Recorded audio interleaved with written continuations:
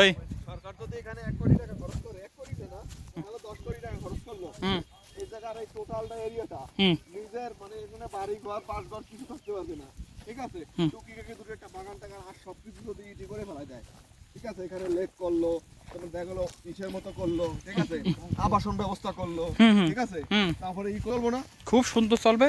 এটা এটা কিন্তু সার্কের সাংস্কৃতিক রাজধানী, 8টা দেশ নিয়ে সার্ক, তার সাংস্কৃতিক রাজধানী আছে এই সেই মহাস্থানগড়, ঠিক আছে? ঠিক আছে। এখানে সবচেয়ে অবহেলিত অবহেলিত অবহেলিত স্বাভাবিক, কারণ হচ্ছে বগুড়ার ভিতর পড়ছে না, গত সরকার তো বগুড়ায় অন্তত স্পেশালি উন্নতের জন্য কিন্তু মনে হয় না কোনো উদ্যোগ নিচ্ছে।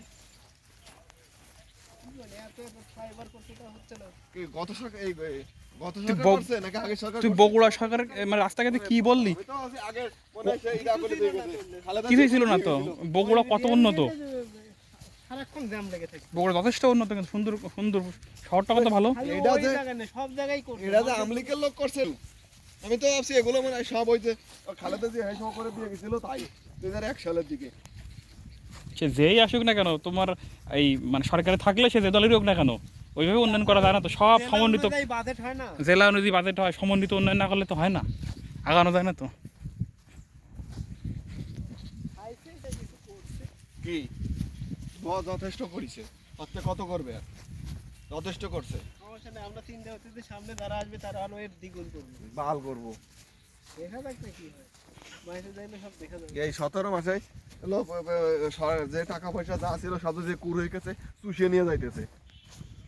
যাক, যা গেছে গেছে, চিন্তা করে লাভ নেই, আবার আসুক, এসে ভালো কিছু হোক।